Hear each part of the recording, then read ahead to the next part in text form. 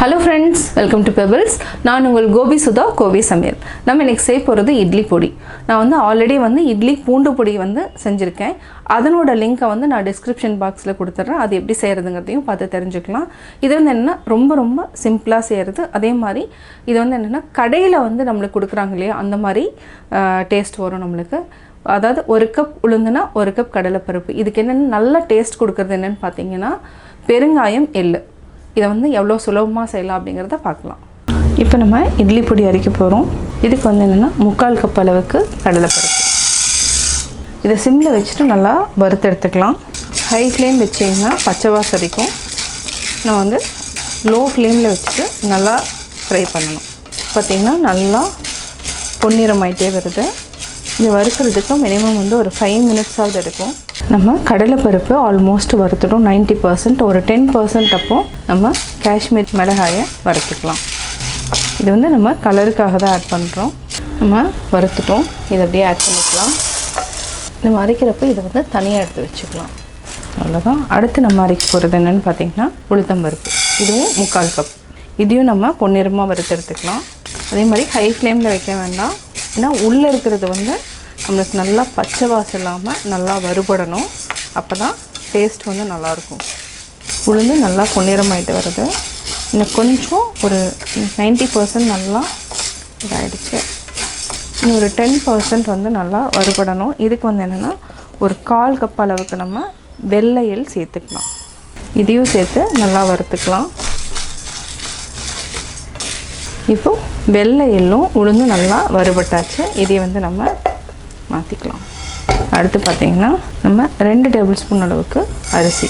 இது வந்து புழுங்கல் அரிசியாகவும் இருக்கலாம், பச்சரிசி, ரெண்டில் எது வேணாலும் நம்ம ஆட் பண்ணிக்கலாம். இப்போ அரிசி நல்லா பொன்னிறமாக வறுத்தெடுத்துக்கலாம். இப்போ பார்த்திங்கன்னா கலர் மாறிட்டே வருது. அரிசியை நம்ம வறுத்துட்டோம். லாஸ்ட்டாக வறுக்கிறது வரமிளகாய். ஆல்ரெடி நம்ம காஷ்மீரி மிளகாய் வறுத்துட்டோம். இந்த மிளகாயை நம்ம தனியாக வறுத்துக்கலாம். இது ஒரு 1/2 கப் அளவுக்கு நம்ம ஆட் பண்ணியிருக்கோம். காரம் உங்களுக்கு வந்து கம்மியாக வேணும்னா நீங்கள் வந்து இன்னும் கொஞ்சம் கம்மி பண்ணிக்கலாம். நல்லா வறுத்துட்டோம். பார்த்திங்கன்னா இந்த சூடு இருக்கணும். இது வந்து இப்போ வதக்குன்னு இருக்கும். இது காஞ்சதுக்கப்புறம் ஆஃப் பண்ணிவிட்டு பார்த்திங்கன்னா கொஞ்சம் நல்லா முருகலாயிடும். இப்போ வந்து இப்படி தான் இருக்கும். அதுக்கப்புறம் பார்த்திங்கன்னா அப்படியே உடைச்சா அப்படியே வர மாதிரி இருக்கும். இந்த சூட்லேயே கொஞ்சம் நல்லா வறுத்துக்கலாம். கேஸ் ஆஃப் பண்ணியாச்சு. இப்போ நம்ம இட்லி பொடி அரைச்சிக்கலாம். இது கூட ஒரு 1/2 டீஸ்பூன் அளவுக்கு பெருங்காயம். இந்த பெருங்காயம் தான் இட்லி பொடிக்கு ஒரு நல்ல டேஸ்ட் கொடுக்கும். இப்போ 1/2 டீஸ்பூன் எடுத்துருக்குறோம். ஆல்ரெடி கொஞ்சம் ஆட் பண்ணியாச்சு. ஃபஸ்ட்டு பெருங்காயம். இப்போ நம்ம வரமிளகாயை ஆட் பண்ணிக்கலாம். இதை நம்ம ஃபஸ்ட்டு அரைச்சி எடுத்துகிட்டு அதுக்கப்புறம் பருப்பெல்லாம் ஆட் பண்ணிக்கலாம். இப்போ நம்ம கொஞ்சம் அரைச்சிட்டோம். பருப்பு ஆட் பண்ணிக்கலாம். பருப்பு அதாவது உளுத்தம் பருப்பு, கடலைப்பருப்பு, எள். இது கூட ஒரு சிலருக்கு கருவேப்பிலை பிடிச்சதுன்னு ஆட் பண்ணிக்கோங்க. கருவேப்பிலை போட்டால் என்ன ஆகுனா சீக்கிரமாக பூச்சி பிடிச்சிரும். அதனால் வந்து நம்ம கருவேப்பிலை வந்து ஆட் பண்ண வேண்டாம். இப்போது ஒரு அரைவாசி அரைச்சிட்டோம். இந்த டைமில் நம்ம உப்பு சேர்த்துக்கலாம். இப்போ நம்ம அரைச்சி எடுத்துக்கலாம். நல்லா அரைச்சிட்டோம். இது வந்து என்னென்னா கொஞ்சம் கொரப்பாக அரைச்சோன்னா இட்லிக்கு வந்து நல்லாயிருக்கும். தோசைக்கு எல்லாத்துக்குமே இதை வச்சுக்கலாம். நம்ம வேறு பவுலில் மாற்றிக்கலாம். சுவையான இட்லி பொடி ரெடி. இட்லி பொடி எப்படி செஞ்சேங்கிறத பார்த்தீங்க. நீங்களும் வீட்டில் ட்ரை பண்ணி பாருங்கள். பார்த்துட்டு உங்களுடைய கமெண்ட்ஸ் எனக்கு சொல்லுங்கள். லைக் பண்ணுங்கள், ஷேர் பண்ணுங்கள், மறக்காமல் சப்ஸ்கிரைப் பண்ணுங்கள். பக்கத்தில் இருக்கிற பெல் ஐக்கானை மறக்காமல் கிளிக் பண்ணிங்கன்னா நாங்கள் அப்லோட் பண்ணுற வீடியோவை நீங்கள் உடனுக்குடன் தெரிந்து கொள்ளலாம். என்னோடய குக்கிங் வீடியோ முடிஞ்சதுக்கப்புறம் பார்த்தீங்கன்னா ஒரு திருக்குறள் வந்து நீங்கள் பார்க்கலாம். உங்கள் குழந்தைகளுக்கு நீங்கள் சொல்லித்தரலாம்.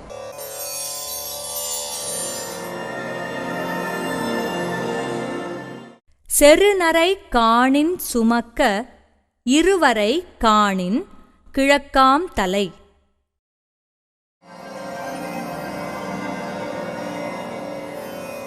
விளக்கம். பகைவரை கண்டால் தமக்குச் சாதகமான காலம் வரும் வரை பொறுத்துக் கொள்ள வேண்டும். அப்பகைவருக்கு முடிவு காலம் வரும்போது அவர்கள் தலைகீழாக விழுந்து மாய்வர்.